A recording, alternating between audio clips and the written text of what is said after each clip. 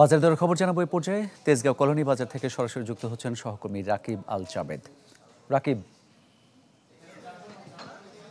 মামুন, এই মুহূর্তে আছি আমি তেজগাঁওয়ের কলোনি বাজার। এখানে আসলে যে বাজারটি রয়েছে মূলত এখানে নিম্ন মধ্যবিত্ত কিংবা নিম্ন আয়ের যে মানুষজন রয়েছেন তারাই বাজার করতে আসছেন, এবং মাসের শুরুতে কিন্তু বড় এক ধরনের বেচা কেনা কিন্তু একটা সময় এখানে হতো।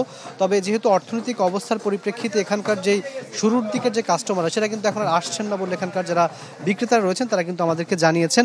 এখানে যথারীতি আমি দেখেছি অন্য বাজারগুলোর তুলনায় কিন্তু সবজির দর খানিকটা কিন্তু কমই দেখতে পাচ্ছি। মোটামুটি 40 থেকে 60 টাকার মধ্যে অধিকাংশ সবজি পাওয়া যাচ্ছে। শুধুমাত্র যেই গোল বেগুনটি সেটি মাত্র 100 টাকা দামে বিক্রি হচ্ছে। ফ্যালকন অ্যালুমিনিয়াম, মরিচা পড়ে না ও স্ক্র্যাচ প্রুফ। অন্যদিকে মাছের বাজারেও কিন্তু এখানে বেশ খানিকটা নিয়ন্ত্রণের মধ্যেই রয়েছে। আমি যেগুলো দেখেছি যে চাষের মাছ সেগুলো আসলে 200 থেকে 250 টাকায় বিক্রি হচ্ছে। অন্যদিকে অন্যান্য যে মাছগুলো রয়েছে সেগুলো মোটামুটি 500 এবং 450 টাকার মধ্যে কিন্তু কেজি প্রতি বিক্রি হচ্ছে।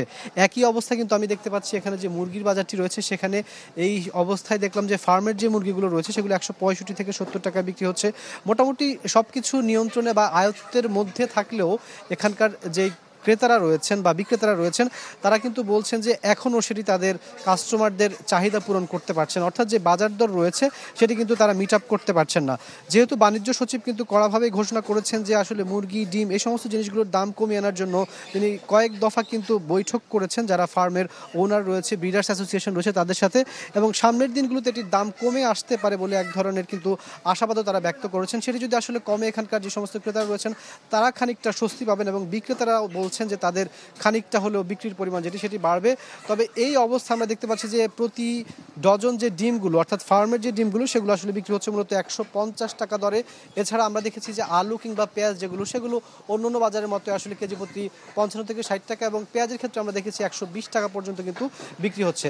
সামনের দিনগুলোতে যদি কঠোরভাবে যে অন্তর্বর্তীকালীন সরকার যদি বাজারটি তদারকি করে এবং তারা প্রচেষ্টাও কিন্তু চালাচ্ছে তাহলে সাধারণ মানুষজন খানিকটা স্বস্তি পাবে, এখানকার বিক্রেতারাও হাত ছেড়ে বাঁচবেন।